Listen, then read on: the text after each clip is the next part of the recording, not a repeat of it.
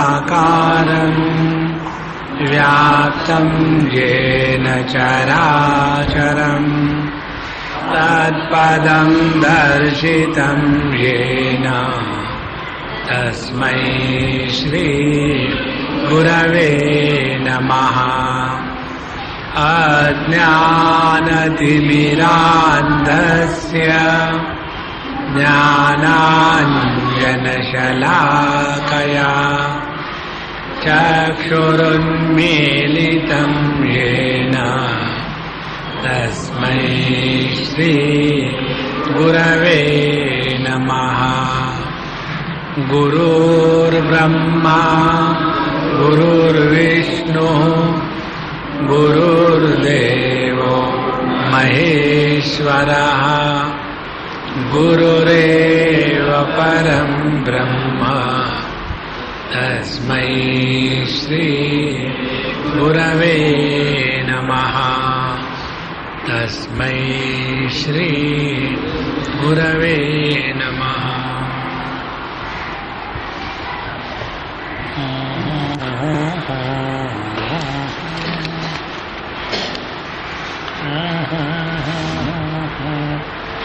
हम लोग 106वें श्लोक से पढ़ेंगे। ग्राह्य ग्राहक संवित्तिः सामान्या सर्वदेहिनां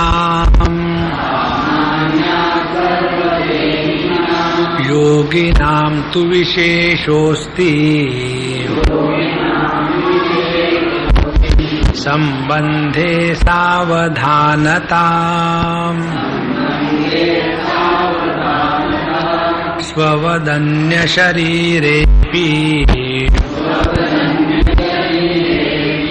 संवित्तिमनुभावयेत्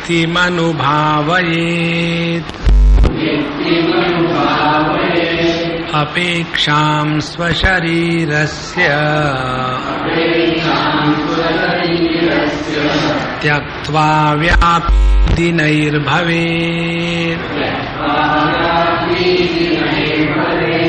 निराधारं मनः कृत्वा विकल्पान्न विकल्पयेत् तदात्मपरमात्मत्वे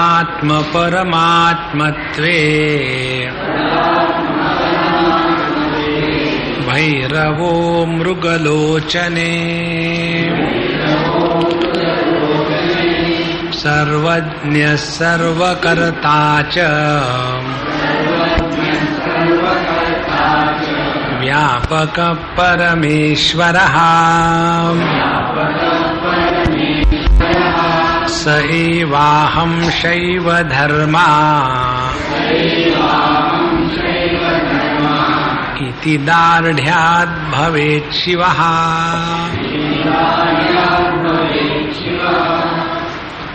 हम लोग कल्पना के साम्राज्य में रहते हैं। हर एक की अपनी अपनी अपने बारे में एक कल्पना होती है, जगत के बारे में दूसरी कल्पना होती है, भगवान के बारे में तीसरी कल्पना होती है, और उसके अनुसार हम अपने जीवन को जीते हैं। एक कहता है, दुनिया बसाने वाले तुझे को क्या सूझी कि ये तूने दुनिया बनाई। भगवान के बारे में एक कल्पना कि भगवान ने ये दुनिया इसलिए बनाई है ताकि पब्लिक को परेशान किया जाए। दूसरी कल्पना, ये जगत क्या है। ये जगत माने यहाँ भिन्न भिन्न प्रकार के दुख देने के सॉफ्टवेयर फ्री मिलते हैं। दूसरी जगत की कल्पना। तीसरी कल्पना अपने बारे में, मैं सबसे अच्छा हूं, दुनिया बड़ी खराब है। अब इन कल्पनाओं के साम्राज्य में हम चलते रहते हैं, और यदि हमको कल्पना ही करनी है तो अच्छी कल्पना क्यों ना करें। हम सब जीते तो कल्पना के ही क्षेत्र में है। हमने आपको एक बार एक कहानी बताई थी। दो छोटे छोटे बच्चे खेल रहे थे घर घर, और उसमें जब वो खेल रहे थे तो वो लड़का बाहर से आता है पति का रूप लेकर के, और उसकी छोटी बहन घर में पत्नी के रूप में पाठ कर रही है। वो आने के बाद फट से अपनी बैग फेंक दी, यद्यदाचरति श्रेष्ठः। बैग फेंक देने के बाद फिर वो जोर से चिल्लाते हैं वहां से कि मुझे कुछ खाने को दो ना। उसके बाद पत्नी उवाच, घर में आए खाना शुरू, मुझे खाओ। ये सब डायलॉग बच्चों को कंठस्थ होते हैं, कोई स्क्रिप्ट राइटर की आवश्यकता नहीं, इट इज इनग्रेन्ड स्क्रिप्ट। अब ऐसा होने के बाद फिर वो कहती है खाओ, ये कल की सब्जी परसों की पूड़ी रखी थी फ्रिज में, ठंडी ठंडी है, खा लेना। उस समय वो छोटा लड़का बच्चा कहता है कि देखो 2 मिनट के लिए अपना खेल बंद, और कहता है यदि तुम मुझे कल्पना की ही पूरी और कल्पना की ही सब्जी दे रही हो तो कल्पना ही तो कर रही हो, तो ऐसी कल्पना क्यों नहीं करती, चलो रसगुल्ला और हलवा खा लो। See how true it is। हम ही एक कल्पना करके बैठते हैं कि हम दुखी हैं, दूसरी हम कल्पना करते हैं कि मेरे जैसा दुखी कोई नहीं, वहां भी कंपटीशन, और फिर तीसरी कल्पना करते हैं कि मेरे दुखों को लेकर के कोई भी मुझे सहानुभूति नहीं देता, और चौथी कल्पना करते हैं कि ये दुनिया का प्रत्येक व्यक्ति मुझे देखकर सुखी हो रहा है क्योंकि मैं दुखी हूं। और इस प्रकार से हमारा संपूर्ण जीवन केवल कल्पना के साम्राज्य में रहता है। यदि ये बात ऐसी है तो साधना करना माने क्या, मेडिटेशन करना माने क्या, कल्पना ही करना है। क्या कल्पना करना है, ये 109वें श्लोक में बताया। अहम सर्वज्ञः, अहम सर्वकर्ता, अहम व्यापकः, अहम परमेश्वरः। कल्पना ही करो ना, मैं दुखी हूं, ये कल्पना तो वास्तविक थोड़ी है। यदि हम वास्तविक दुखी होते तो अपने दुखीपन के कारण कोई दुखी नहीं होता। वास्तविक यदि हम दुखी होते तो, जैसे मछली पानी में रहती है तो मछली पानी में रहने के कारण उसको सर्दी नहीं होती,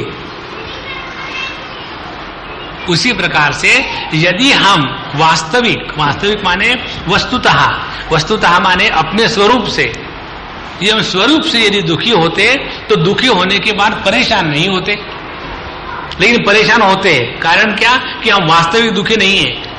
तो फिर क्या किया हमने, मैं दुखी हूं ये कल्पना कर ली, और फिर उस कल्पना को ठोस आधार दे दिया। I can justify how and why I should be miserable. Continue. भगवान बड़े नीचे अवतार लेते हैं और कहते तथास्तु। अब इस कल्पना को तोड़ने के लिए जो काउंटर कल्पना है, उन काउंटर कल्पना को मेडिटेशन कहते हैं। अच्छा, अहम अल्पज्ञः, यह हमारी आज की कल्पना है कि मुझे कुछ नहीं आता, मैं अज्ञानी हूं, मैं मूर्ख हूं। कई लोग बड़े अभिमान से गर्व से कहो हम हिंदू हैं, वैसे गर्व से कहते हैं कि मैं अज्ञानी हूं, मैं मूर्ख हूं, मुझे तो बच्चे भी सिखा देते हैं, मुझे कुछ आता नहीं। अब ऐसी जो कल्पना है उसकी काउंटर कल्पना होगी कि मैं सर्वज्ञ हूं। अच्छा, मैं सर्वज्ञ हूं, इसका तात्पर्य क्या है, इस पर विचार करें। ध्यान से सुनना आप।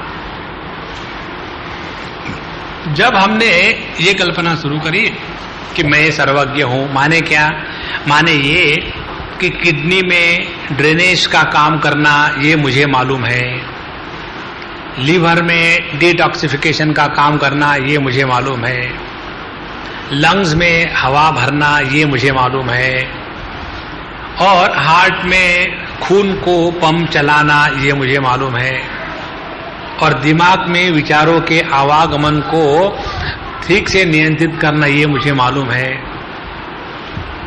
तो मैं असल में देखा जाए तो सब जानता हूं,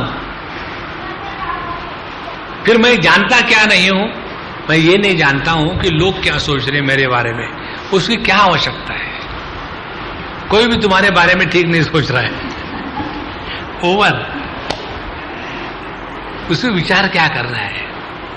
मैं सर्वज्ञ हूं, इसका तात्पर्य ये है कि जब हमारे अंतःकरण में जगत को लेकर के कोई भी विचार निर्माण नहीं होंगे, तब हम अपने स्वरूप में फिट हैं। ये जगत ऐसा ही है, एक। दूसरी बात, ये जगत ऐसा ही सुंदर है। तीसरी बात, इसको प्रेम से स्वीकार करो और मौज में रहो, नहीं तो दुख से स्वीकार करो और फौज में रहो। अपन को क्या फर्क पड़ता है? Choice is ours. यह जो अपनी स्वाभाविक स्थिति है उसको कहते हैं मेडिटेशन। हमारे त्रिपुरा रहस्य में वही एक ऐसा सुंदर ग्रंथ है कि जहां पत्नी गुरु है और पति शिष्य है, और वो पत्नी अपने शिष्य पति को खूब बढ़िया पढ़ाती है। उसको सब बताने के बाद फिर वो ध्यान करके बैठता है, आंखें खोलने को ही तैयार नहीं। थोड़ी देर के बाद आंखें खोल के बैठा, फिर वो अपनी पत्नी पर तरस खाता है। मुझे समझ में नहीं आता कि कितनी तुम दुर्भागी हो, ये अंदर के आनंद को छोड़ करके बाहर के दुख में जा रही हो।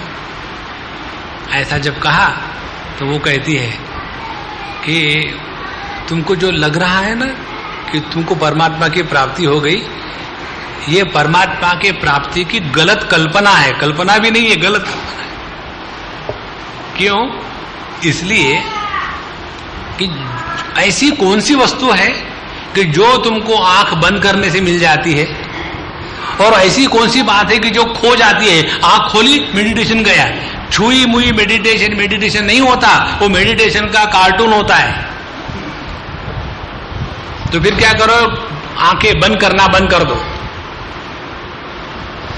देखो महाराज, ये जो KG1 KG2 वाले होते हैं ना, वो 24 घंटे ऐसे ऊपर आके, इससे कुछ लेना देना नहीं है। यह जो स्थिति है अपने स्वरूप की, उसमें ना तो कुछ हानि होने की संभावना है, ना तो कुछ प्राप्तव्य है। इसीलिए अहम सर्वज्ञ। तो जब किसी भी प्रकार के ज्ञान का प्रभाव हम पर नहीं होता, तब हम शुद्ध ज्ञान में स्थित हैं। उसको कहते सर्वज्ञ। उदाहरण के लिए, हमारी आंखें रूप रंग को लेकर के सर्वज्ञ है। कैसी? चाहे कोई भी रूप आ जाए उनके सामने, चाहे कोई भी रंग आ जाए, किसी भी रूप रंग को प्रकाशित करते समय आंखें हिचकिचाती नहीं, लेकिन किसी भी रूप रंग के द्वारा प्रभावित नहीं होती। वह ज्ञान जो प्रकाशित करता है परंतु प्रभावित नहीं होता, उस ज्ञान को कहते हैं सर्व जानने वाला सर्वज्ञ, और वही अपनी असलियत है। अब देखो, ये हर एक का अनुभव है। आज तक हमने बचपन से लेकर के कितने रूप रंग देखे हैं। इसमें से ऐसा कौन सा रूप रंग है जिसने हमारे आंखों को चिपक के रखा है? कोई नहीं। ज्ञान का यही लक्षण है। ज्ञान असंस्पृष्ट होता है, ज्ञान किसी के भी द्वारा प्रभावित नहीं होता। जो प्रभावित होता है वो अज्ञान है।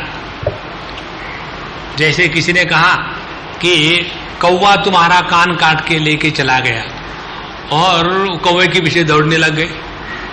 अरे भैया, कान तुम्हारा था, पब्लिक का नहीं था, पहले देख तो लो। यदि तुम्हारा कान काट के कौवा भागा होता तो पहले तुम्हें को पता चलता ना, किसी और को थोड़ी पता चलता। तो जिस ज्ञान का प्रभाव हम पर पड़ता है वो हम नहीं है, हम वो है जो सभी चीजों को प्रकाशित करते हुए किसी के द्वारा प्रभावित नहीं होते, वह अपनी असलियत अहम सर्वज्ञ, अहम सर्वकर्ता। अब अहम सर्वकर्ता का तात्पर्य यह है, या तो हम सब कुछ करें या तो हम कुछ ना करें, तो सब कुछ हमको करना संभव नहीं है, लेकिन कुछ भी स्वयं न करना यह संभव है। तो अपने जीवन में जो कुछ हो रहा है, नैव किंचित करोमीति युक्तो मन्येत तत्वविद। असल में देखा जाए तो हम जब कहते हैं कि हम अपने वाणी से बोल रहे हैं, ये कहना और अपने बोलने के क्रिया का कर्तृत्वाभिमान करना, यह इस क्रिया के माध्यम से बंधन में आने की प्रक्रिया है। और इससे छूटने की प्रक्रिया क्या है कि प्रत्येक मुख से मैं ही बोल रहा हूं। मुंह बना रहेगा, बिगाड़ने की जरूरत नहीं, और प्रत्येक मुख से मैं ही बोल रहा हूं। यदि प्रत्येक मुख से मैं बोल रहा हूं तो किसी ने मुझे अच्छा कहा, किसी ने मुझे बुरा कहा, ये आती कहां है बात। तो जब हम परिच्छिन्न क्रियाओं को मेरी क्रिया कहते हैं, तब हम परिच्छिन्नता के शिकार होकर के बंधन को प्राप्त हो जाते हैं। लेकिन जब हम इस परिच्छिन्न क्रियाओं के ऊपर उठ करके प्रत्येक हाथ के पीछे मैं हूं, प्रत्येक जिह्वा के पीछे मैं हूं, प्रत्येक आंख के पीछे मैं हूं, यह धारणा, यह भावना जितनी जबरदस्त होती रहेगी, उसका अर्थ निकलेगा अहम सर्वकर्ता, देन अहम व्यापकः।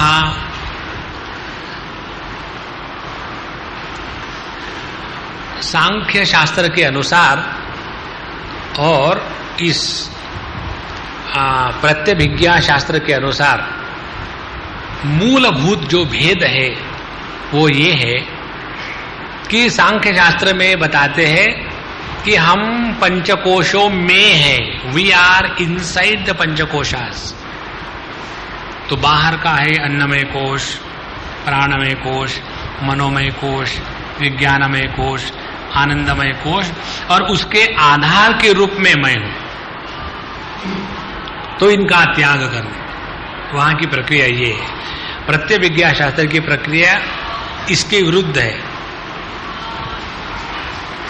क्या है कि अन्नमय कोश में प्राणमय कोश नहीं है, प्राणमय कोश के कारण अन्नमय कोश है, मनोमय कोश के कारण प्राणमय कोश है, विज्ञानमय कोश के कारण मनोमय कोश है, आनंदमय कोश के कारण विज्ञानमय कोश है, और महत तत्व के कारण व्यष्टि है, और ईश्वर के कारण जीव है, और परब्रह्म परमात्मा के कारण सब कुछ है। देखो एकदम उल्टी बात हो गई। तो यहां ये बात बताते हैं व्यापकः। इस व्यापकत्व को समझना है तो परिच्छिन्नता से परिपूर्ण की तरफ न जावे, फिर क्या करे, परिपूर्णता से परिच्छिन्न की तरफ आ जावे। जैसे यदि मैं अपने को समझने के लिए एक किसी इंद्रियों का आधार ले लूं,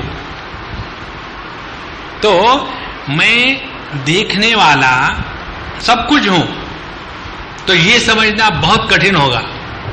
उसके विरुद्ध देखो कि जो मैं हूं शुद्ध, वो मैं आंखों के माध्यम से जब घूमने निकलता हूं तब देखने वाला बन जाता हूं। वही मैं आंखों को त्याग करके कान के माध्यम से निकलता हूं तो सुनने वाला बन जाता हूं। वही मैं जब रसना के माध्यम से निकलता हूं तो चखने वाला बन जाता हूं। और वही मैं जब मन के माध्यम से निकलता हूं तो कंफ्यूजन वाला बन जाता हूं।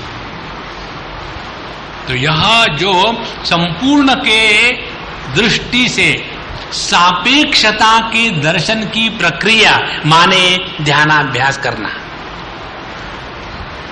Understanding of the relative position from the absolute stand point is meditation. व्यापकः और परमेश्वरः, अहम परमेश्वरः, और मैं परमेश्वर हूं। परमेश्वर क्यों हूं? क्योंकि मैं सबका नियंत्रण करने वाला हूं। कहां नियंत्रण करने वाला हूं? सीधी गाड़ी ठीक से नहीं चलती, कितने लोगों को आज तक ठोक दिया है, LIC का नुकसान। देखो, यदि हम सूक्ष्म दृष्टि से विचार करें तो हम जो कहते हैं कि हम सर्वेश्वर नहीं है, परमेश्वर नहीं है, हम है। केवल जो हम है उसको हम जानते नहीं। जैसे आंखों को बंद करना खोलना क्या हमारे कंट्रोल में नहीं है? सब कुछ हमारे कंट्रोल में है। जब आंखें नष्ट हो जाती है तो क्या हम नष्ट हो जाते हैं? नहीं। तो हमको तो अपने अभाव का कभी भान हो ही नहीं सकता। और जब ये जागृत अवस्था समाप्त हो जाती है, सुषुप्ति अवस्था प्रारंभ है, तब भी हम पर कोई प्रभाव नहीं है। इसीलिए जागृत का अस्तित्व मेरे कारण है, मैं जागृत के कारण नहीं हूं। स्वप्न का अस्तित्व मेरे कारण है, स्वप्न के कारण मैं नहीं हूं। इसीलिए परमेश्वर अहम। इसको समझने के लिए एक छोटी सी बात आपको बताएं। ये सब कल्पना करना ही मैंने माने मेडिटेशन है। कल्पना ये करनी है, ये विचार हमारे तैत्तिरीय उपनिषद में आता है कि इसका नित्य निरंतर चिंतन करें। मैं जीव हूं। इसका तात्पर्य क्या है? इसका तात्पर्य यह है, इस देह के निर्मित के पूर्व मैं था, इस देह के नष्ट होने के बाद मैं रहूंगा। और ये बात केवल मेरी नहीं, सबकी यही बात है। यदि ऐसी बात है तो ये अपना जो जीवन है इस शरीर का, यही सब कुछ नहीं है। There are many more things in our life. जैसे आप लोग आए यहां, 24 घंटा आपके पास है और आप गलती के कारण यहां पहुंच गए। अब यहां पहुंचने के बाद ज्यादा दुखी होने की बात नहीं, आधा घंटा निभ गया, ये भी खत्म हो जाएगा। फिर दूसरी गलती करोगे, कहीं खाना खाने के लिए जाने की, नए नए एक्सपेरिमेंट। तो यदि हम अपने जीवन की एक छोटी सी घटना उसको लेकर के ऐसे दुखी हो जाए माने सब कुछ खत्म हो गया, इसको कहते हैं संसारी। और यदि हम अपने जीवन की कोई भी घटना को लेकर के उसको यदि संपूर्णता के स्केल पर देखें और उसके लिए करना कुछ नहीं है, अब हम अपने हर एक के जीवन में पीछे झांक करके देखें, समझो हमारी उम्र 40 साल की है, तो 40 साल के अंदर में ऐसी अनेक घटनाएं हमारे हर एक के जीवन में हुई है कि उस समय ऐसे लगता था कि this is the end of our life, लेकिन फिर भी बने हैं, कुछ नहीं हुआ और ना कुछ होगा। लेकिन यह जो डिलेड विजडम है, उसी को जब हम अपने जीवन में लगाएंगे तब हम साधक हैं, नहीं तो फिलोसोफर है। इसलिए हमारे मिशन के लोग मेजर फिलोसोफर्स हैं। What is the meaning of philosopher? Philosopher is he who is freely available for wisdom for others, not for this, अपने लिए मिजरी है। इसी को कहते त्यागे नहीं कि अमृतत्व महर्षि। सर्वज्ञ सर्वकर्ता व्यापक परमेश्वर और स एव हम शैव धर्मा, और मैं यह शैव धर्मा हूं। शैव धर्मा हो माने हमारे तमिल वालों का नहीं, वैष्णव है कि शैव है, यू शेप और इलेक्ट्रिक लाइन, वो नहीं। शैव धर्मा माने वह जो सभी प्रकृति के विकारों को प्रकाशित करते हुए भी किसी के द्वारा प्रभावित नहीं होता। ज्ञान शक्ति, क्रिया शक्ति, द्रव्य शक्ति जिसकी है वह शिव तत्व मैं हूं, स एवा हम शैव धर्मा इति दार्ढ्यात्। दार्ढ्यात् माने इंसिस्ट। देखो हम आपको एक बहुत बढ़िया साधना बताएंगे, इसके लिए हम सभी क्वालिफाइड हैं, स्त्री पुरुष, पढ़ा लिखा, लिखा पढ़ा, ज्ञानी अज्ञानी, एवरीबडी इज क्वालिफाइड। और क्या क्वालिफिकेशन है हम सबको? हम सबका क्वालिफिकेशन ये है कि हम सभी के सभी जिद्दी है। वी आर ऑल दुराग्रही। एक बार मुझे किसी ने कहा, स्वामी जी आप मुझे कुछ अंगूठी दीजिए सब ग्रहों को निकालने के लिए। तो हमने कहा यदि आपके सभी ग्रहों का नाश करना है, सभी ग्रह के चक्कर से छूटना है, इस उंगली को काट डालो। ये जो एक उंगली है ना, ये दुराग्रह का स्थान है, इसीलिए इसी को लेकर के सब झगड़े होते हैं। देख लेना टांग काट दूंगा, ये भाव दूसरे किसी उंगली के साथ नहीं उठता। ट्राई करके देखो, देख लेना टांग काट दूंगा, नहीं हो सकता। देख लेना जितना हमारा दुराग्रह है वो केवल इस उंगली में बैठा है। इसी को इसलिए कहते तर्जनी। तर्जनी माने जो दूसरे को भेद दृष्टि से देखती है, जो दूसरे को डांटती है। और ये डांटने का कारण क्या है कि जो मैं कहता हूं वो ठीक है, बाकी कहते हैं गलत है। इस दुराग्रह के कारण हम दुखी है, और इसी दुराग्रह के कारण हम सुखी हो सकते हैं। कब? जब हम ये दुराग्रह कहें, कौन सा? I am not miserable. लेकिन आपको इधर से खून निकल रहा है तो क्या हुआ? क्या दूध निकलेगा? एक बड़े संत महात्मा थे और वो अपना प्रवचन दे रहे थे, बूढ़े हो गए थे, उनको 2-4 रोग भी थे, और जब वो वहां से उठने लगे तो नीचे का पूरा खून से लथपथ हो गया था। तो उनके लोगों ने कहा कि महात्मा जी आपको तो बड़ा बहुत व्यथा हो रही होगी। बोले नहीं, खून निकला इसका दुख तो है, लेकिन दुख के कारण मैं व्यथित नहीं हूं। देखो, जीवन में दुख आना, चाहे हम किसी और को बदनाम करें, लेकिन प्रत्येक व्यक्ति अपने पुरुषार्थ से दुखी होता है। वी डिसाइड मैं दुखी होके ही रहूंगा। कितने लोग आकर के स्क्रू ड्राइवर से यदि हमारे आर्म पीट में करे तो भी हम नहीं हंसेंगे। If we have refuse to laugh, what can the world do? क्यों? दुराग्रह, प्रेस्टीज इशू। इसीलिए दार्ढ्यात्, ये जो हमारा दुराग्रह गलत स्थान पर लगा हुआ है, इसी दुराग्रह को लेकर के इसमें लगावे। अहम सर्वज्ञ, अहम सर्वशक्तिमान, अहम सर्वकर्ता व्यापक परमेश्वर। Again and again insist.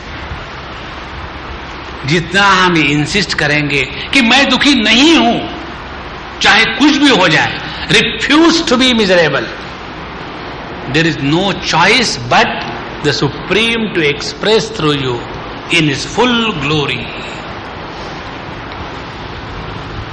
2 बातें हैं, एक है जीव और दूसरा है ईश्वर। ये जो श्लोक है ये आप सब जानते हैं, कंठस्थ है। द्वा सुपर्णा सयुजा सखाया समानम वृक्षम परिशश्व जाते तयोरन्यः पिप्पलम स्वादुमत्ति अनश्नन अन्यः अभिचाकशीति। सुनने के लिए बड़ा अच्छा लगता है और उसका अर्थ भी मालूम है। एक पेड़ पर 2 पक्षी हैं और द्वा सुपर्णा सयुजा सखाया, उनके जो पंख है सोने के हैं और एक दूसरे के बड़े घनिष्ठ मित्र हैं और ऐसे हैं चिपके हुए कि पता ही नहीं चलता कि कौन कौन है। उसमें से एक जो है वो इस शरीर रूपी वृक्ष के फल चखता है, सुखी दुखी होता है, फड़फड़ाता रहता है, और दूसरा जो है वो किसी भी फल को नहीं चखता और इसीलिए अपने अभिचाकशीति, अपने स्वयं के आनंद में मस्त है। और ये दोनों पक्षी एक ही वृक्ष पर है। अब कौन सा चैनल हम ऑन करते, ये पुरुषार्थ का फ्रीडम हमको प्रभु ने दिया है। वेदर स्मॉल आई और कैपिटल आई, जब स्मॉल आई का चैनल ऑन होगा तो कंटिन्यूअसली परसिस्टेंटली मिजरेबल, ऐसे व्यक्ति के धृति को भगवान श्री कृष्ण भगवद गीता में तामसिक धृति कहते हैं। ये भी बहुत बड़ी साधना है, कंटिन्यूअसली मिजरेबल रहना। और कोई भी अपने पास आ जाए कंटिन्यूअसली मिजरेबल बनाना किसी को, ये हर एक की बस की बात नहीं है। हम एक बार किसके यहाँ गए थे, उन्होंने हमको बताया, स्वामी जी हमारे मम्मा को पता नहीं क्या हो गया है, हम सब कुछ कर चुके हैं, ये जो बहुत दुखी रहती है, तो मैं क्या करूं? तो हमने कहा आपको उनके दुखी होने को नष्ट करने का कोई अधिकार नहीं, उनको दुखी रहने दो। You cannot help her, she has to be like that, only what you can do serve हर।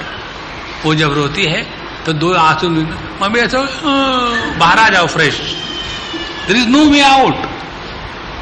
कुछ कई लोग हैं जो केवल दुखी रहते, और वो भी मालूम है कैसे दुखी होते, अकेले जब है ना तब बढ़िया ठीक है, कोई आया तो एकदम नकाब खोल दिया और फिर रोना धोना शुरू। इसीलिए यहां जैसा उन्होंने ये दार्ढ़्य माने दृढ़ निश्चय, ये हमको दृढ़ निश्चय करना है कि किसी भी हालत में हम दुखी होएंगे नहीं। इस निश्चय को कहते हैं ध्यानाभ्यास। इसलिए सर्वज्ञः सर्वकर्ता च व्यापकः परमेश्वरः स एवाहं शैव धर्मा इति दार्ढ्यात् भवेत् शिवः। अब इस चीज को अपने जीवन में उतारते उतारते दो बातें हो जाती है। एक, हम अपने उपाधियों की परिच्छिन्नता से मुक्ति पा लेते हैं। अपना स्थूल देह, प्राणमय कोश, मनोमय कोश इत्यादि, इनके कारण जो हम पहले परेशान होते थे, अब उनके कारण उतने परेशान नहीं होते। जैसे एक वृद्ध को हमने देखा, हमने कहा कि प्रभु बहुत दुख होता होगा आपको। बोले हाँ दुख तो होता है, लेकिन एक बात है, एक भी दांत नहीं था मुंह में, लेकिन एक बात है, हम दुखी नहीं होते। और गद गद गद गद गद हंसना शुरू। This is our choice. बोले दुख तो है लेकिन हम दुखी नहीं होते। तो हम गाना गाते रहते, भगवान का नाम लेते रहते, और जब वो संत बोल रहे थे तो मुख से राम का नाम भी स्पष्ट रूप से उच्चारण नहीं हो रहा था, लेकिन आंखों में तेज प्रसन्नता। उनके तरफ जाकर के कितना भी दुखी आदमी हो, जो उनको सांत्वना देने के लिए जाता था, इंस्पिरेशन लेकर के आता था। ये है, हम अपने उपाधि के गुलाम न रहे, इसके बारे में जागरूक रहना माने meditation. It doesn't matter what pant, shirt you are putting or what you are doing and where you are. It is all secondary. अपने इस उपाधि के साथ वैसा ही संबंध रखें जैसा हम अपने जूतों के साथ रखते हैं। उसको पॉलिश करो, ठीक रखो, लेकिन उसका अपना स्थान है। लेकिन हम मॉडर्न हैं, हम तो हमारे जूतों को, वही जूते बाथरूम में, वही जूते किचन में, वही बेडरूम में, और वही पूजा घर में। प्रॉस्पेरिटी के लक्षण। तो एक तो इसके द्वारा ये होगा कि हम अपने इस उपाधि के गुलाम नहीं रहेंगे। दूसरी बात, जब हम अपने उपाधि के गुलाम नहीं रहते तब व्यक्ति को अपने अनंत की पहचान होती है, उसकी सिवा नहीं होती। और इस उपाधि की गुलामी को हटाने के लिए या तो हम प्रभु का जो कॉर्डलेस है उसकी आवाज सुने। कॉर्डलेस का अर्थ है अनाहत ध्वनि, या उसको सुने। उसको यदि नहीं सुन सकते तो भगवान बड़े प्रेम के साथ आते हैं और हाथ में गदा लेकर के। भगवान नॉर्थ इंडियन है। स एवा हम शैव धर्मा इति दार्ढ्यात् भवेत् शिवः। फिर भगवान हमारे हृदय में अभिव्यक्त होने लग जाते हैं। जितनी हमारे माध्यम से प्रभु की अभिव्यक्ति होने के लिए जो प्रतिबंध है वो हटेंगे, उतना हम ध्यानाभ्यास में हैं। प्रभु यदि आनंद स्वरूप है तो हमारे प्रत्येक छोटे से क्रियाकलाप में भी केवल उस आनंद की अभिव्यक्ति होगी। आनंद की अभिव्यक्ति का तात्पर्य हमेशा है करना नहीं। आनंद के अभिव्यक्ति का तात्पर्य है कि किसी भी परिस्थिति में अपने आप को तुच्छ, अपने आप को हीन दीन नहीं स्वीकार करना। जिस दिन अपने अंतःकरण में हीनता और दीनता, इन दोनों भावों का निर्माण हो जाता है, हम अपने परमात्मा स्वरूप से नीचे गिर गए। देखो, ये सब भाव को लेकर के जीवन को चलाना माने मेडिटेशन। पहले हम लोगों ने किए मेडिटेशन, सीधे बैठो, टेढ़े मत बैठो, लेकिन अब कब तक सीधे बैठे रहोगे? आपने देखा है हमारे भगवान रमण महर्षि के चित्र, कई चित्र में वैसे बैठे हैं क्या, बिल्कुल बैलेंस करके। उनका अपना स्टाइल है और फिर भी उनकी जो एक तानता है वो टूटी नहीं। उनके वक्तव्य में मौन था और उनके मौन में एलोक्वेंस था। यह जो स्थिति है यह अपने आंतरिक अनुभूति की है। ये उपाधि के चक्कर में एक हद तक ठीक है, नॉट बियॉन्ड दैट, नहीं तो उसी में फंसे रहेंगे। सर्वज्ञ सर्वकर्ता च व्यापक परमेश्वर स एवाहं शैव धर्मा इति दार्ढ्यात् भवेत् शिवः। और जब हम इसका दृढ़ता से अभ्यास करते हैं तब जो अपनी असलियत है वो अपने आप अपने जीवन में अभिव्यक्त होने लग जाती है। इस स्थिति को भगवान श्री कृष्ण के शब्दों में कहना हो तो इसको कहते हैं योग स्थिति। भगवान ज्ञानेश्वर महाराज के शब्दों में कहना हो तो इसको कहेंगे योग भूमिका। उन्होंने अपने अमृतानुभव में बताया, आप सबको याद नहीं होगा,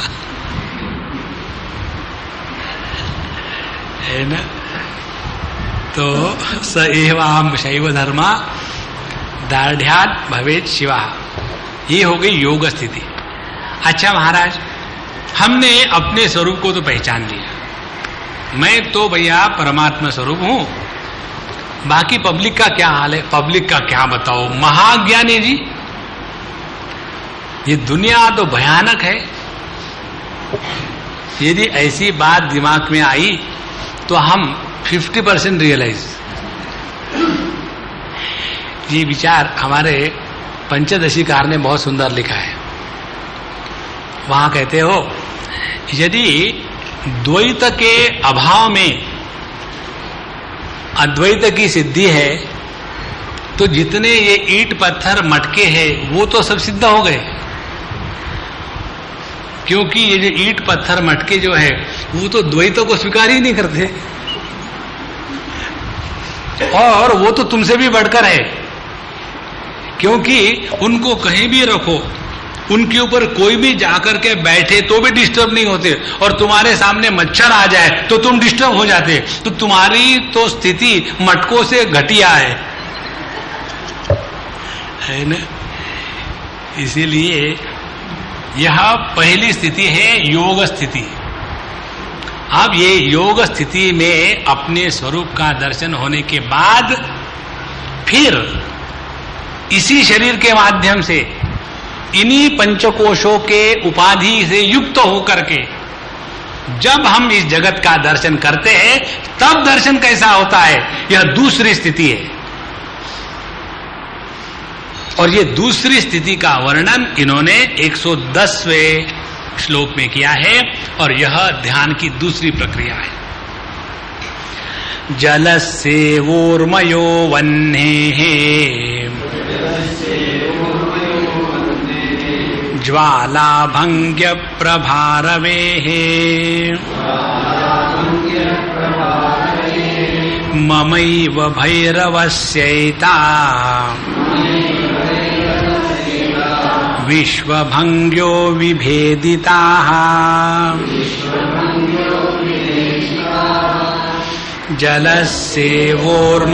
जलस्येवोर्मयोर्वह्नेः ज्वालाभंग्य प्रभारवेः ममैव भैरवस्यैता विश्वभंग्यो विभेदिताः।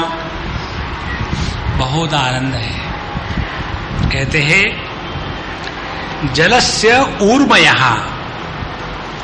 पानी में जो लहरें हैं, वन्ने है ज्वाला, अग्नि की जो लपेटे हैं, और रवे है प्रभा, और सूर्य का जो प्रकाश है। ये सब चीजें क्या है? क्या पानी की लहरें पानी से व्यतिरिक्त और पानी छोड़ करके कुछ हो सकती है? क्या अग्नि की ज्वालाएं लपेटे अग्नि को छोड़ करके अग्नि के सिवा कुछ हो सकती है? क्या सूर्य की किरणें प्रकाश सूर्य के सिवा कुछ हो सकता है? उसी प्रकार से कहते हैं मम एव भैरवस्य, मैं जो शुद्ध परमात्मा तत्व हूं, मम एव भैरवस्य एता विश्व भंग्यः विभेदिता। तो मैं जो शुद्ध परमात्मा तत्व हूं, मेरी ही विभूति यह संपूर्ण विश्व है। देखो कितनी मजे की बात है। इसीलिए 10वें अध्याय में भगवान इस विचार को बहुत विशेष रूप से रखते हैं। एताम विभूतिम योगम च मम यो वेत्ति तत्वतः सह अविकम्पेन योगेन युज्यते नात्र संशया। पहले तो हमको अपने स्वरूप को पकड़ना है, और उस स्वरूप को हमने ठीक से पकड़ा तो वहां पहुंचने के बाद फिर इस जगत का दर्शन करना है। तो क्या दर्शन होगा? उस दर्शन का वर्णन इस 110वें श्लोक में है। तो जल और जल की लहरें, ये दोनों शब्द जल के दृष्टि से अनर्थक है। जब तक कि हम अपने आप को लहर के साथ तादात्म्य करके रखते हैं तब तक हम लहरी है। कैसे लहरी है? एक मैं लहर हूं, बाकी दूसरे लहरें हैं, और जहां ये दोनों लहरी इकट्ठे आ गए तो कंपटीशन शुरू हो गई, एक दूसरे के साथ जेलसी शुरू हो गई। दूसरे का भला तीसरे को अच्छा नहीं दिखता, इसकी टांग काटनी है, वो कैसे आगे जा रहा है, ये सब दुनिया का धंधा शुरू हो गया। और जहां वही लहर अपने स्वरूप को जान लेती है तो लहर रहते हुए भी किसी के प्रति भी ईर्ष्या, द्वेष, स्पर्धा, अहंकार, तिरस्कार, अपनापन, परायापन, मेरा, तेरा, ये सब गणित समाप्त हो जाते हैं। यह जो संपूर्णता के दृष्टि से सापेक्षता की अनुभूति, इसको कहते हैं विभूति। इसलिए एताम विभूतिम योगम च मम यो वेत्ति तत्वतः। जब व्यवहार होगा तो व्यवहार में कहेंगे समुद्र पर लहरें बहुत सुंदर दिख रही है। जब व्यवहार होगा तब हम कहेंगे कि ये अंगूठी बड़ी सुंदर है। तब हम ये कहेंगे कि ये नेकलेस बहुत ही अच्छी है। तब हम कहेंगे ये हेडलेस बहुत ही अच्छा है। आपके सर के ऊपर का सोना बड़ा अच्छा दिख रहा है। नहीं, जो व्यवहार होंगे तो सभी नाम रूपों का व्यवहार वैसे ही होगा जैसे होना चाहिए। लेकिन जब उसको खरीदने जाएंगे तो देखेंगे वो सोया है या जगा है, और उसके अनुसार हम पैसे का पेमेंट करेंगे। उसी प्रकार से इस जगत में रहते हुए व्यवहार के दृष्टि से व्यवहार अपने स्थान पर चल रहा है, लेकिन जहां तक के अपनी दृष्टि है, अपनी अनुभूति है, उसमें किसी भी प्रकार का करप्शन नहीं है। यह जो दो बातें हैं, पहले सर्वज्ञ सर्वकर्ता व्यापक परमेश्वर स एव अहम शैव धर्मा, और यदि हम अपने स्वरूप के पास पहुंच चुके हैं और वहां से जाकर के फिर देखें, इसके बारे में एक उदाहरण देते थे एक बड़े संत। जब व्यक्ति समझो एक पहाड़ी पर चढ़ने के लिए शुरू हो गया है, 10 आदमी 10 स्थानों से शुरू हुए चढ़ने के लिए, तो उनके पथ भिन्न हो गए। उन पथ में आने वाली कठिनाइयां भिन्न होगी, उसमें कोई दूसरी बात नहीं है, स्वीकार है। लेकिन जो व्यक्ति उस पहाड़ के चोटी पर पहुंच चुका है, उसके दृष्टि से ये पथों की जो भिन्नता है वो एक हो गई है। उसमें ये बात महत्व की नहीं है कि आप दक्षिण दिशा से आए या पश्चिम दिशा से आए या उत्तर दिशा से आए। बात ये है कि आप वहां पहुंच गए ना, चाय पियो। और यदि नीचे ही बैठे हैं, हम यहां हैं और हमारा पाथ ठीक है कि तुम्हारा ठीक है, तो फुटपाथ ही रहो, you will never reach the destination. इसीलिए इन दो दृष्टियों का विवरण इन 2 श्लोकों में किया है। पहले अपने उपाधि के परिच्छिन्नता का त्याग करने की प्रत्येक प्रक्रिया माने ध्यानाभ्यास।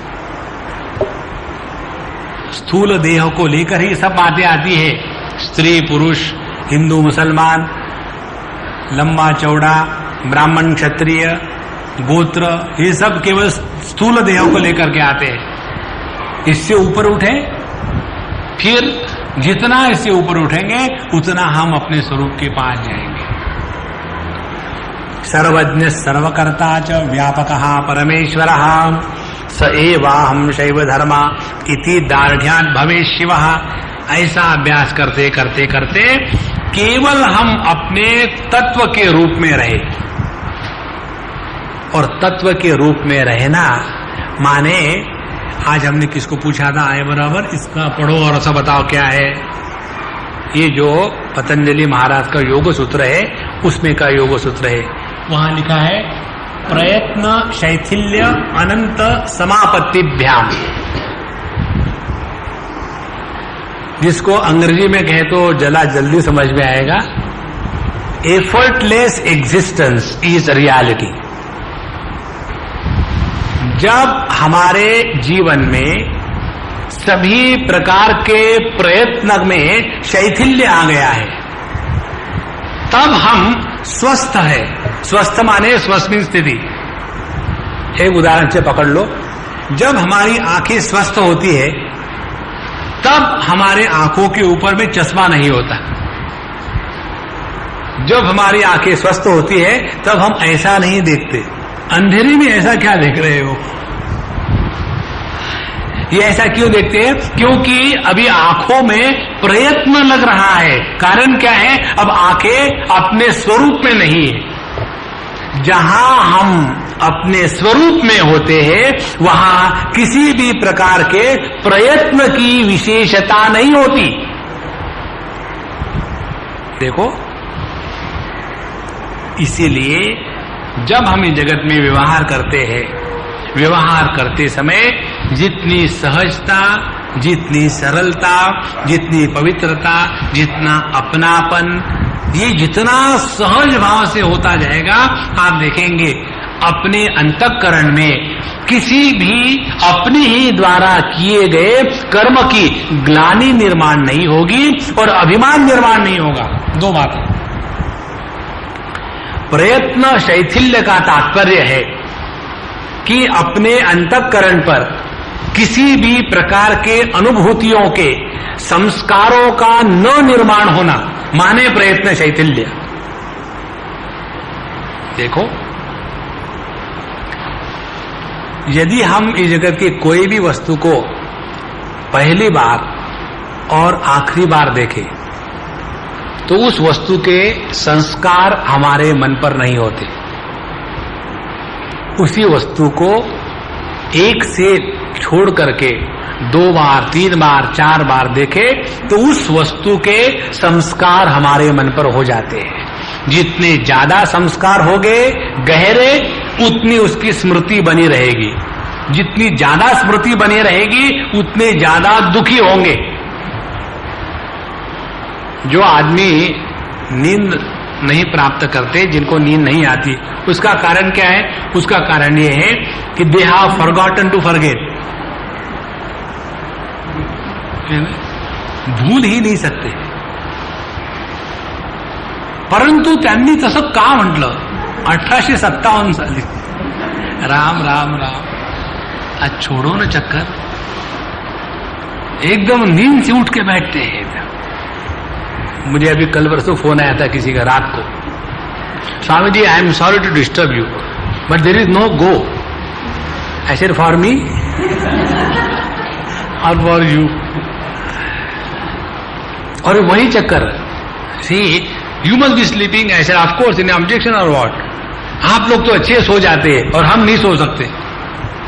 तो हमने क्या गलती करी? हम सो रहे तो आप भी सो जाओ. नहीं. और फिर वही पुरानी रात और वही अंधेरी रातें शुरू हो गया. आपको मालूम है मेरा वो लड़का इतना बड़ा था, ऐसे कॉलेज में पढ़ता था, ऐसे पिकनिक में गया था और वहां ऐसे एक्सीडेंट हो गया और वहां ऐसा हो गया. लेकिन भगवान ने मुझे ही ऐसा क्यों दिया? Why me. और ये कब हुआ? 10 साल पहले. माने 10 साल तक उसकी नींद इस एक कारण से खत्म हो गई. जो बात हम बदल नहीं सकते उसको स्वीकार करना मेडिटेशन है. हम लोग कभी सभी लोग मेडिटेशन के बड़े फैशनेबल हो गए ना. These are the meditation. What cannot be avoided should be accepted joyfully. That joyful acceptance of the life is meditation. तो जब हम अपने स्वरूप में पहुंचे और स्वरूप से जब देखे बाहर, तो किसी भी प्रकार के विशेष प्रयत्न नहीं रहेंगे. जैसे हम देखेंगे पहले बात जब व्यक्ति कार चलाना सीखता है या खाने बनाना सीखता है तो उस समय कितने टेंशन आते हैं. समझो कहा कि भाई 2 लोग खाना खाने के लिए आ रहे, बस ये फ्रस्ट्रेटेड. अब क्या बनाए, क्या है, कैसे बनाए, क्या करे, क्यों लोगों को बुलाते हैं, होटल में ले जाएंगे, दुनिया भर का टेंशन. और वही अम्मा 2, 4, 10 साल होने के बाद खाने क्या, कितने आ रहे? 6 आदमी, कोई नहीं. वही सब्जी को 6 भागों में बांट करके 6 प्रकार की भिन्न तड़के और वो खिला दिया. और उसके बाद खाने वाला भी कहता है कि इतक्या लवकर इतकं चांगलं जेवण बनवलं, कसं है ना. क्योंकि अब एक्सपर्ट हो गए. प्रयत्न शैथिल्यात. इसलिए जिस प्रकार से यह संपूर्ण लहरें पानी की विभूतियां हैं, संपूर्ण लपटे अग्नि की विभूतियां हैं, सभी प्रकाश रवि की विभूतियां हैं, उसी प्रकार से यह संपूर्ण विश्व मेरी विभूति है। ध्यान से सुनना, कोई भी व्यक्ति अपनी ग्लोरी और विभूति के कारण दुखी नहीं होता। कोई आकर के समझो किसी लड़की को कहे कि उस दिन तुमने जो रंगोली बनाई थी ना, वहां बहुत ही सुंदर थी। जब भी हम वहां जाते थे तो ऐसे लगता था कि इसके ऊपर पैर रख करके कैसे जाए, बहुत बढ़िया बनाई। तो उस लड़की को अच्छा लगेगा, बुरा थोड़ी लगेगा। देखो सबके सामने मेरे रंगोली को अच्छा कहा, अच्छा लगेगा। उसी प्रकार से जब यह संपूर्ण विश्व मेरी विभूति है, ये जिसका अनुभव होगा वो जगत के प्रत्येक वस्तु, प्रत्येक व्यक्ति, प्रत्येक परिस्थिति, इन सबको स्वाभाविक रूप से स्वीकार करेगा। स्वाभाविक का तात्पर्य है स्वभाव से युक्त। जब संस्कृत के शब्द और अपने हिंदी के शब्द बहुत ज्यादा इस्तेमाल होने लग जाते हैं तो उसका जो सौंदर्य है शब्दों का वो नष्ट हो जाता है। स्वाभाविक का अर्थ है स्वभाव में युक्त।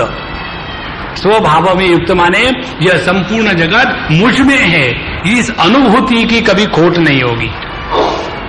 तो जलस्य ऊर्मयः वह्नेः ज्वाला भंग्यः प्रभारवे। भंग्यः का तात्पर्य है स्पंदन। तो जैसे जल का स्पंदन माने लहरें, अग्नि का स्पंदन माने ज्वालाएं, उसी प्रकार से सूर्य का स्पंदन माने उसकी किरण। उसी प्रकार से मम भैरवस्य भंग्यः, मैं जो भैरव परमात्मा हूं, मेरी जो स्फुरणा है, मेरा जो स्पंदन है, यही स्पंदन माने यह संपूर्ण विश्व है। इसीलिए इसको, इस शास्त्र को एक दृष्टि से कहते हैं चिद्विलास। यह संपूर्ण इसी एक चैतन्य का विलास है। या दो प्रकार की जो साधनाएं हैं, एक में विभूति की दृष्टि से है और एक में योग की दृष्टि से है। योग की दृष्टि से अभ्यास करना माने वेदांत का अपने जीवन पर उतारने का प्रयत्न, और विभूति की दृष्टि से अभ्यास करना माने जीवन में भक्ति को ले आना। प्रारंभिक अवस्था में ये संभव नहीं होता कि सभी का सभी मेरे ही विभूति का विलास है, ये संभव नहीं। फिर कैसे हो सकता है सभी का सभी मेरे जो इष्ट है भगवान, उनकी विभूति का विलास है।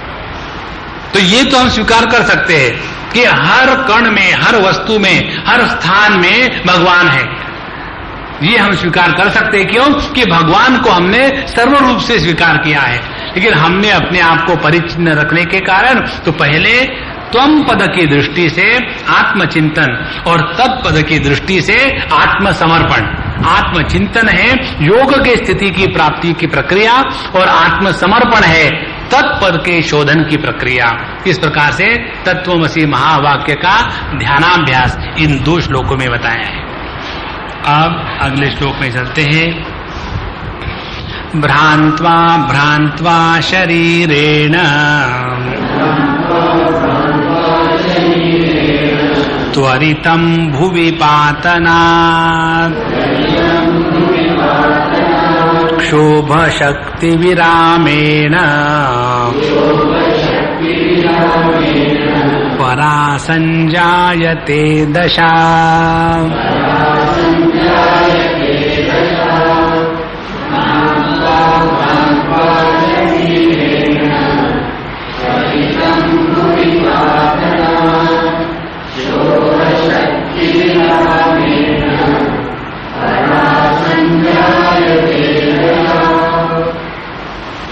ये बहुत ही विचित्र अप्रोच है। ये अप्रोच इसलिए है कि अपना जो शुद्ध चैतन्य है उसकी अनुभूति कैसी है ये बताने का प्रयत्न है, क्योंकि शब्दों के द्वारा नहीं बताया जा सकता। इसलिए एक ये प्रक्रिया बताइए। भ्रांत्वा भ्रांत्वा शरीरेण, जैसे छोटे बच्चों को भी किया होगा, आपने भी किया होगा। हमको याद है एक कैंप में हम थे बच्चों के साथ और हम ऐसे खड़े हुए थे, कैजुअली कुछ काम था ना, ऐसे खड़े थे। तो दो बच्चे, एक इधर से लटका एक इधर से लटका।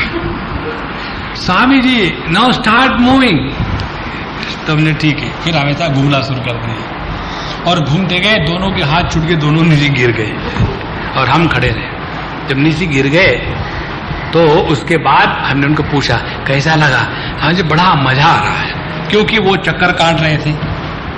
वो प्रक्रिया है भ्रांत्वा भ्रांत्वा।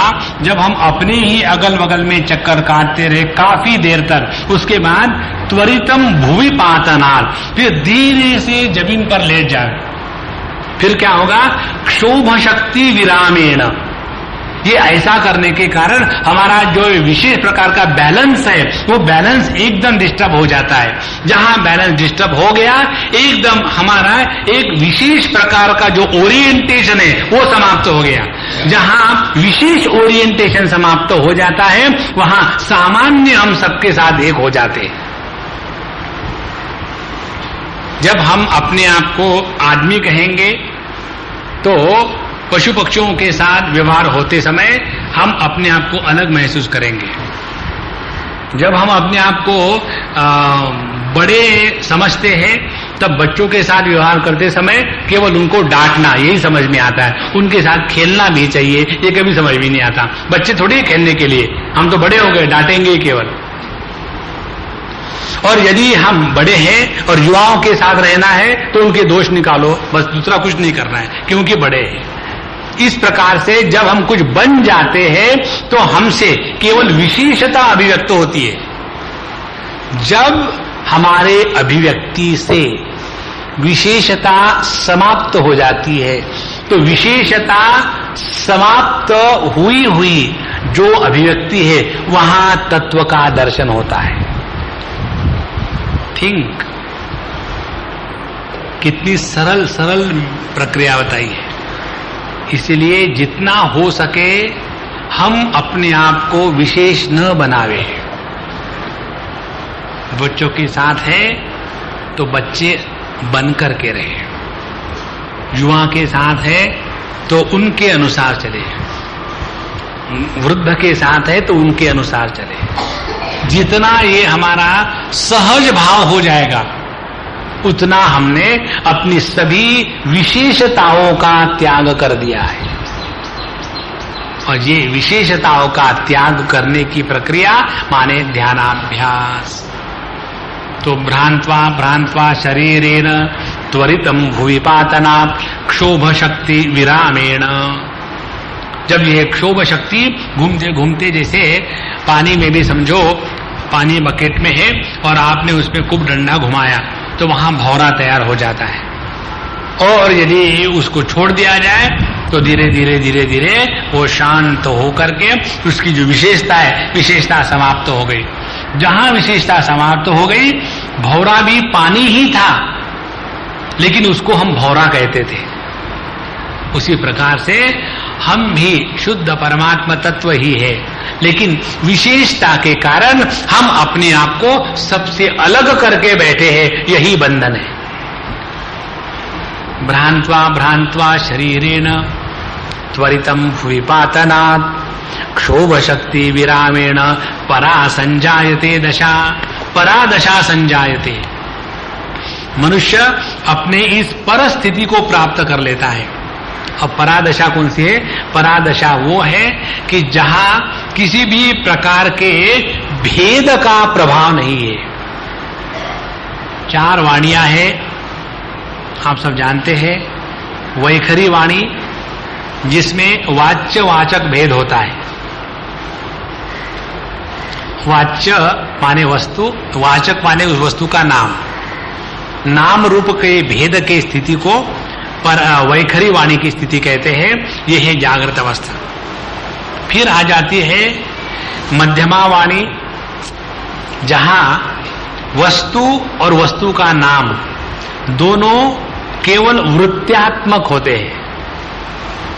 फिर आती है पश्यंती वाणी की स्थिति, जहां वस्तु और वस्तु का नाम इनका भेद अभी प्रारंभ नहीं हुआ, लेकिन भेद होने की प्रक्रिया तैयार है। और परास्थिति जहां ये कहते हैं, वहां वाचक और वाच्य, नाम और रूप, इनका भेद एकदम अभाव है। उस स्थिति को कहते हैं परासंजायते दशा। तो वह स्थिति जहां वाच्य वाचक भेद संपूर्ण रूप से समाप्त हो गया है, क्षोभ शक्ति विरामेण। और उसका मूल सिद्धांत क्या है? क्षोभ शक्ति को विराम देना। और ये केवल ऐसे चक्कर काटने से ही नहीं, ये किसी भी प्रकार से स्थिति ले आओ, वो मेडिटेशन हो जाएगा। कौन सी संभावना है? एक दो उदाहरण और देते हैं। 112वां श्लोक, आधारेष्व यत् आधारेष्वथवा शक्त्या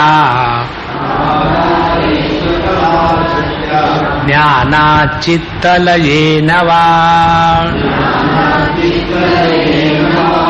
जातशक्ति समावेश क्षोभान्ते भैरवं वपुः।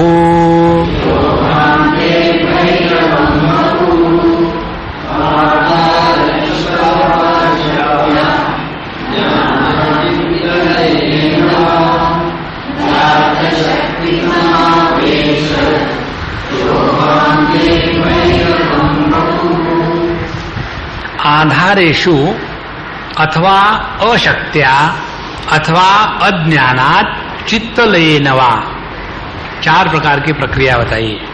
पहली, आधारेषु, जब हमारे जीवन में ऐसी स्थिति आ जाती है कि हम कुछ चीज समझ नहीं पा रहे, देखा है लेकिन क्या है समझ में नहीं आ रहा है। जैसे कई बार समझो बच्चे गणित का एक्सरसाइज कर रहे हैं और वो नहीं छूटता, क्या है समझ में नहीं आता। उस समय जो हमारे बुद्धि की स्थिति है कि जो किसी भी समझ को ग्रहण नहीं कर सकती, वहां हमारी बुद्धि अपनी सभी प्रकार की विशेषताओं का त्याग करके जो स्टंड हो जाती है, वहां तत्व का दर्शन होता है। दूसरी स्थिति अशक्त्या।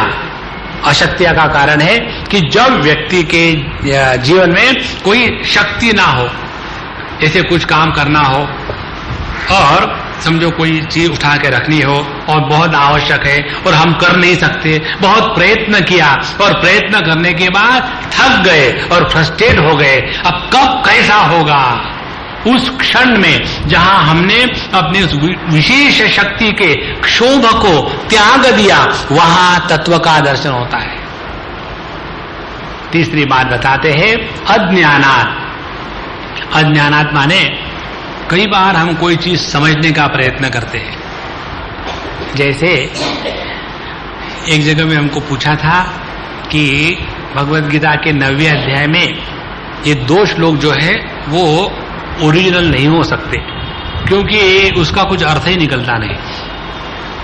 तो हमने कहा अमुक श्लोक है, बोले हाँ वही श्लोक है। तो बोले आपका भी यही ओपिनियन है क्या? तो हमने कहा कि नहीं, हमारा वो ओपिनियन नहीं, क्योंकि हमने गुरुमुख से सुना है। और यदि हम अपने मर्जी से सुन ले तो हर एक श्लोक के अर्थ अपने कन्वीनियंस के अनुसार निकालते हैं। वो श्लोक है मया तदमिदं सर्वं जगदव्यक्त मूर्तिना मस्थानि सर्वभूतानि न चाहम तेषु अस्थितः न च मस्थानि भूतानि पश्य मे योगमैश्वरम। वो योग ऐश्वर्य। तो वहां लिखा है कि मैं अव्यक्त मूर्ति, माने मेरा अपना कोई आकार नहीं, ऐसा जो मैं सभी आकारों को आधार देने वाला, ऐसा होने के कारण सभी के सभी आकार मुझ में है, लेकिन मैं किसी भी आकार के द्वारा परिच्छिन्न नहीं हूं। और मेरे दृष्टि से देखो तो मुझ में कोई भी आकार नहीं। ये जिसने समझ लिया उसी ने मुझी को समझ लिया। अब ये वाक्य समझने के लिए दृश्यते तु अग्रया बुद्ध्या सूक्ष्मया सूक्ष्मदर्शी भी, हर जगह कॉन्ट्रडिक्शन है। मैं जो आकार रहित हूं वो सभी आकारों का आधार हूं। अपना तो एक भी आकार नहीं, दूसरे को आधार देने जा रहे हैं। देखो, और इसीलिए सभी आकार मुझ में है, लेकिन मैं किसी में नहीं हूं। दूसरा कॉन्ट्रडिक्शन।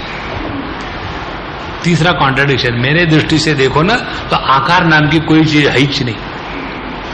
और ये जब बातें सामने आ जाती है तब आदमी की बुद्धि एकदम ठप हो जाती है, अज्ञानात। उस समय जो हमारे बुद्धि की ज्ञान की स्थिति है वहां तत्व का दर्शन हो जाता है। इसका वर्णन कठोपनिषद में और भगवत गीता में तत्व के दर्शन के प्रसंग में आता है। भगवत गीता के 2वें अध्याय में भगवान श्री कृष्ण कहते हैं, आश्चर्यवत् पश्यति कश्चिदेनम।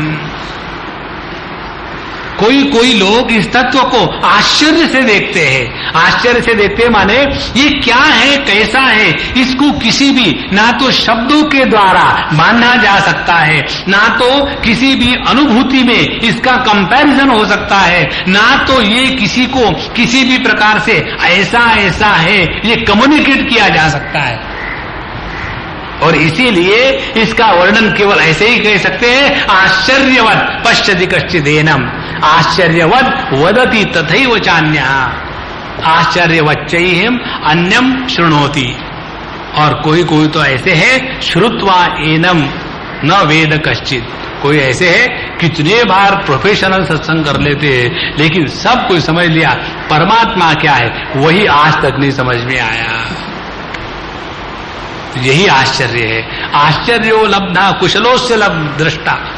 कठोपनिषद में आता है कि परमात्मा की आश्चर्यता क्या है कि वक्ता इसके बारे में बोलते हैं कि जिसके बारे में बोला नहीं जाता। और शिष्य की आश्चर्यता क्या है कि जो समझ में नहीं आ सकता उसको समझ लेता है। इस प्रकार से चारों तरफ केवल आश्चर्य ही आश्चर्य है। तो जहां जहां आश्चर्य की स्थिति है वहां तत्व का दर्शन होता है। एक दूसरा आपको उदाहरण दे, तुरंत समझ में आएगा। उसके लिए आपको थोड़ा बहुत साधना करनी पड़ेगी। वो ये है कि अपने बच्चों के साथ या बगल के बच्चे इकट्ठे करके अंटाशिलान चले जाओ। और कंटाशिलान चले जाने के बाद वहां वो जो बड़े बड़े राइड्स है ना उसमें बैठो। उसमें बैठने के बाद जब धीरे धीरे गाड़ी ऊपर जाती है ना तब आप मेडिटेशन को तैयार हो रहे हो। और वहां जाने के बाद एक बार समरसाल्ट खाया तो यद गत्वा निवर्तन्ते तद्धाम परम मम। एक क्षण में तत्व के साथ एकत्व प्रतिभास्ती हो जाएगा, कोई डाउट नहीं रहेगा। वो जो स्थिति है वो यहां है। जात शक्ति समावेश क्षोभांते। जब यह क्षोभ शांत हो जाता है तो क्षोभ शांत स्थिति को तत्व का दर्शन। क्षोभांते भैरवम वपुः। यही परमात्मा की वपु शरीर है। देखो, परमात्मा का शरीर का तात्पर्य, ये विचार पंचदशी में भी बड़ा सुंदर आता है। जैसे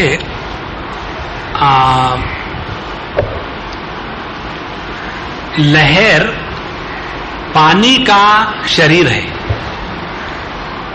ये उदाहरण आपको दे रहे, या ज्वाला अग्नि का शरीर है। माने जब हम ज्वाला को देखेंगे तब वहां अग्नि है इसका भान होगा। जैसे ये लकड़ी में भी अग्नि है, लेकिन लकड़ी में अग्नि होते हुए भी यहां अग्नि है इसका हमको भान नहीं होता। जहां ये अग्नि ज्वाला के रूप में अभिव्यक्त हो गया तो अग्नि के अस्तित्व को स्वीकार किया। उसी प्रकार से यह संपूर्ण विश्व उस परमात्मा का मकान है। जब हमारी दृष्टि इतनी सूक्ष्म हो जाती है कि प्रत्येक आकार को ग्रहण करने के बाद स्वयं निराकार को प्राप्त हो जाती है। जब हमारा ज्ञान इतना सूक्ष्म हो जाता है कि प्रत्येक शब्द का श्रवण करने के बाद निःशब्द स्थिति प्राप्त हो जाती है, तब उपनिषदों के मंत्र समझ में आते हैं। अशब्दम अस्पर्शम अरूपवच्च तथा अरसम अगन्धवच्च, तब यह स्थिति क्या है ये समझ में आएगा। इसीलिए भैरवम वपु माने प्रत्येक आकृति में, प्रत्येक स्थान में केवल वही तत्व है, इसका भान रहना। अब अगले 2 श्लोकों में बहुत ही भिन्न प्रकार से बताते हैं। यहाँ का जो एक एक धारणा का प्रकार है वो 2, 4, 10 बार करके देखे स्वयं, एक के बाद एक नहीं। गो अहेड, जैसा ऑटोमेटिकली आता रहेगा, but you have to go on listening to this, go on reading about it. जितना इसके ऊपर मनन चिंतन होता रहेगा उतना ये सहज बनेगा। अगले 2 श्लोक। संप्रदायमिमं देवी शृणु सम्यक् वदाम्यहम् कैवल्यं जायते सद्यः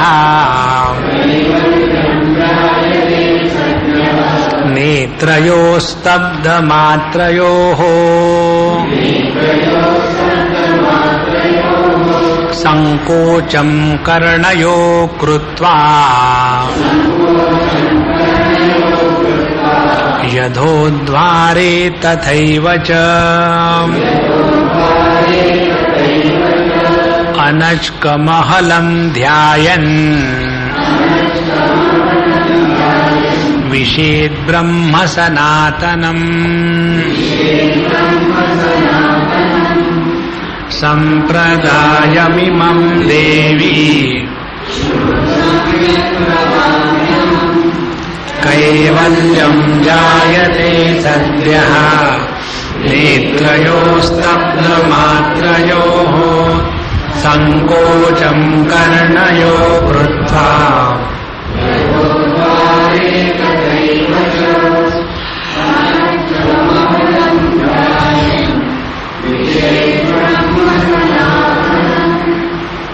हे देवी, भगवान शिव जी पार्वती जी को बता रहे हैं, हे देवी इमं संप्रदायम अहम सम्यक वदामि। यह जो ध्यानाभ्यास का संप्रदाय है मैं तुमको अब विस्तार से पूर्ण रूप से बताने जा रहा हूं।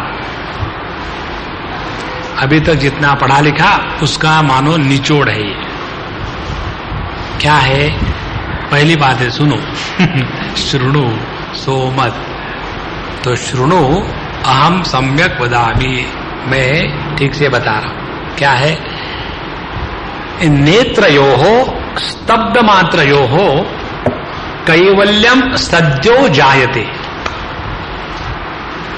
बहुत ही सरल साधना है। कौन सी? नेत्रयोः स्तब्ध मात्रयोः, आंखें खुली रहे लेकिन कुछ देखे नहीं। माने जैसे कान खुले हैं लेकिन सुनते कुछ नहीं। चल रहा, घर पहुंच गया है, उसका क्या है, वैसा क्यों नहीं करना, ऐसा क्यों नहीं करना, गुजर गुजर गुजर गुजर गुजर गुजर, वैसे। तो जब आंखें खुली रहती है और स्तब्ध मात्रयो, ऐसे आंखों का बेस्ट उदाहरण है हमारे भगवान रमण महर्षि की आंखों का, या निसर्गदत्त महाराज की आंखों का। उनके चित्र को देखो तो ऐसे लगता है कि उनके आंखें 25 किलोमीटर डीप होगी, एकदम स्तब्ध मात्र। लेकिन उनमें भयानकपना नहीं है कि जैसे सिनेमा में दिखाते हैं ना, कोई भूतनी आ गई या कोई लटकते प्रेत की लटकती आत्मा, वैसा कुछ नहीं है। आंखों में एकदम स्तब्धता और किसी भी प्रकार के विक्षेप नहीं, और किसी भी वस्तु के दर्शन का प्रयत्न नहीं। ऐसी स्थिति में जितने समय तक हम आंखों को रखेंगे उतना हम तत्व के साथ एक होकर के बैठे हैं। इसीलिए एक प्रक्रिया ये भी बताई थी हमने आपको पहले कि जैसे समझो अपने कमरे में बैठ गए, सामने दीवार पर कुछ ना रखे, एकदम साफ दीवार, और उसके सामने बैठ करके आंखें खोल के रखें। और ना तो हमको दीवार को देखना है, ना तो दीवार के पीछे देखना है, ना तो आंखों में किसी प्रकार का प्रयत्न है, ना तो आंखों को टेंस करके खुला रखना है। एकदम सहज। और जितनी ये स्थिति हमारे आंखों की बनी रहेगी उतना, ध्यान से सुनना, उतना यह तत्व हमारे आंखों के माध्यम से अभिव्यक्त हो रहा है, लेकिन व्यक्तित्व को प्राप्त नहीं हो रहा है।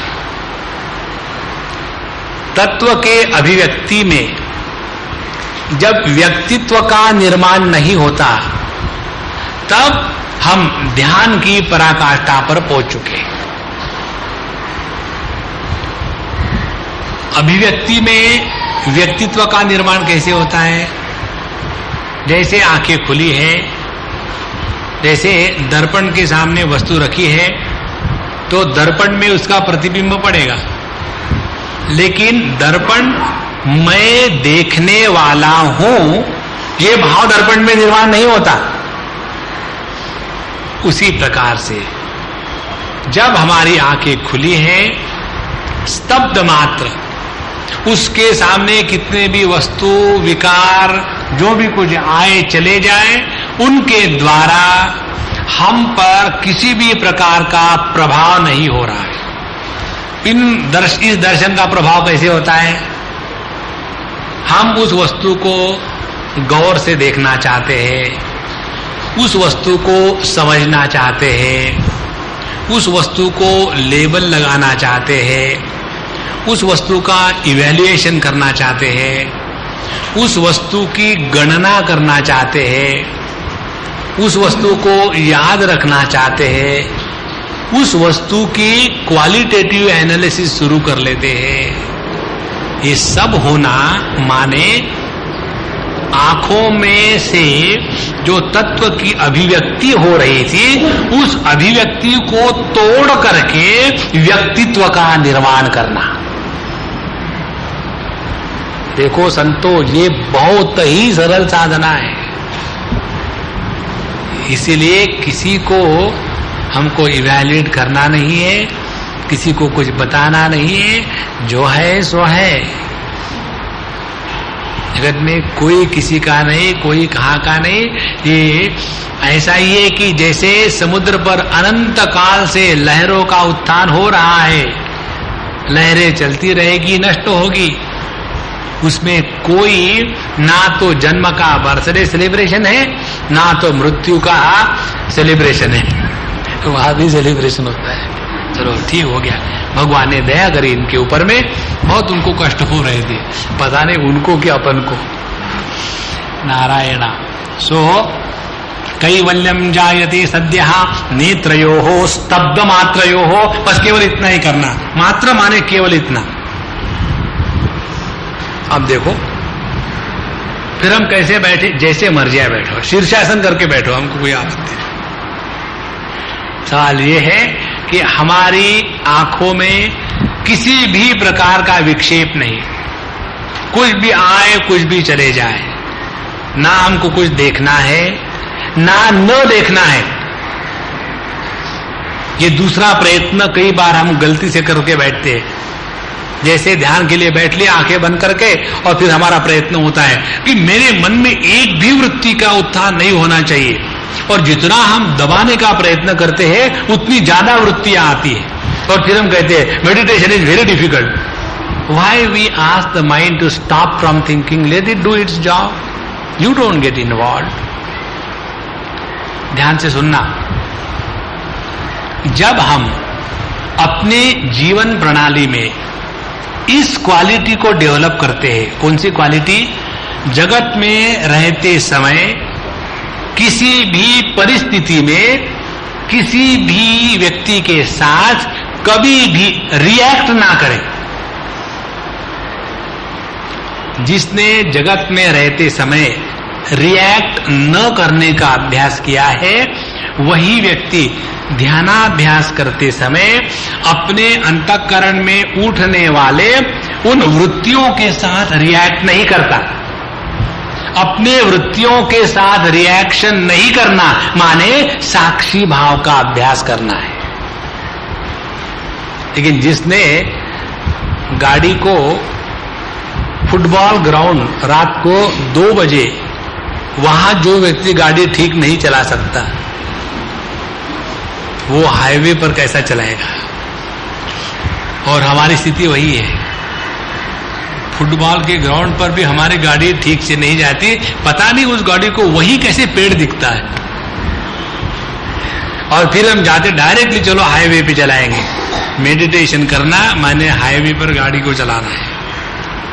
पहले क्या ट्राई किया? हमने 3 एल लगाए।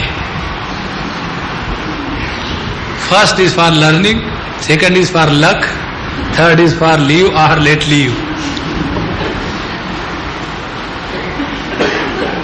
जो है समझ लेना। इसलिए कैवल्यम जायते सद्यः नेत्रयोः स्तब्ध मात्रयोः।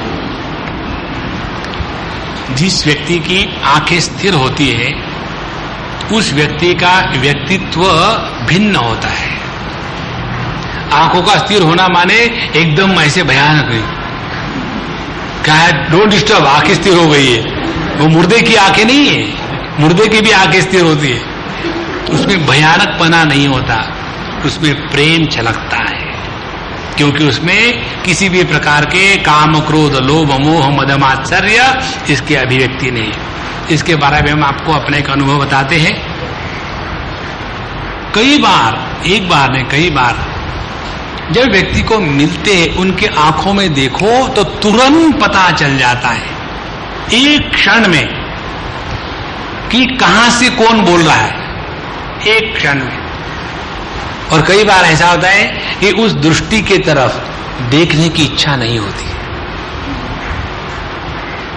कारण क्या है? उस दृष्टि से अत्यंत भयानक व्यक्तित्व अभिव्यक्त हो रहा है। कई बार होता है। कारण क्या है कि अंदर में काम, क्रोध, लोभ, मोह, मद, मात्सर्य, फ्रस्ट्रेशन, अंगर, एक्सपेक्टेशन, डिप्रेशन, डिजेक्शन इतना होता है कि मानो आंखें प्रोट्रूड हो रही है बाहर। और ऐसे व्यक्ति का, उनका कोई दोष नहीं, उनको समझ में भी नहीं आता। वो 10 बार आगे जाएंगे, बोलेंगे, करेंगे, और उसको अवॉइड करते जाओ आप। इसका कारण यही है कि अंतःकरण में बहुत हलचल हलचल हलचल है। तो कैवल्यम जायते सद्यः नेत्रयोः स्तब्ध मात्रयोः। ये होने के बाद दूसरी बात इसी ध्यान के अभ्यास में है, संकोचम कर्णयोः कृत्वा यदोद्वारे तथैव च। इसको कहते हैं बंध योग की भाषा में। अपने कान को अंगूठों से दबा देना, आंख पर अपनी तर्जनी को डाल देना और नाक को अपने मध्यमा के द्वारा दबा देना, और अपने 2 होठ जो है वो अनामिका और कनिष्ठिका इनके द्वारा बंद कर देना। ये हो गया एक बंध।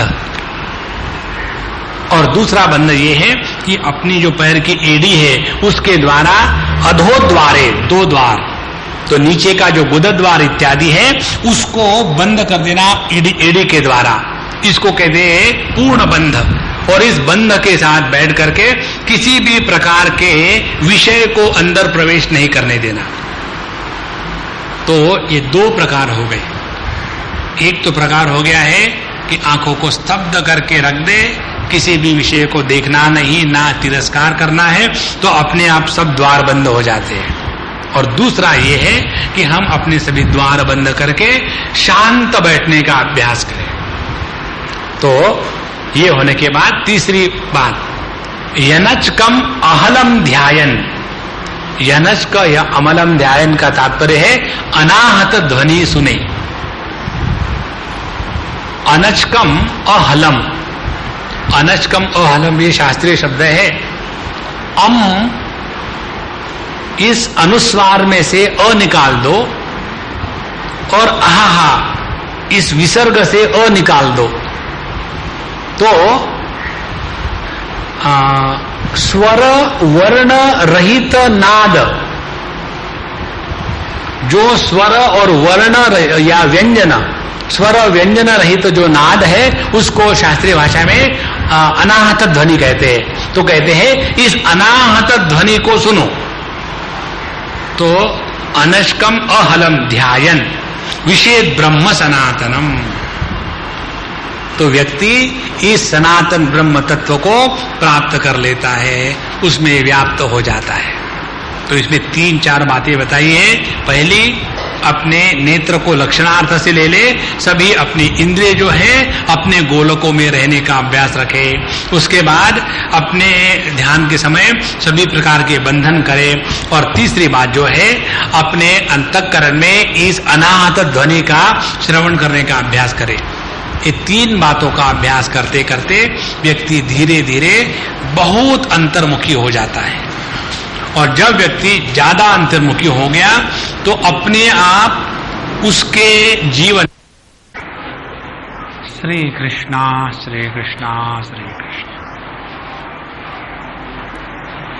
ओम पूर्णमदः पूर्णमिदं पूर्णात् पूर्णमुदच्यते पूर्णस्य पूर्णमादाय पूर्णमेवावशिष्यते।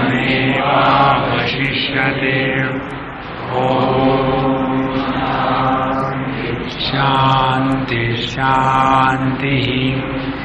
हरि ओम। श्री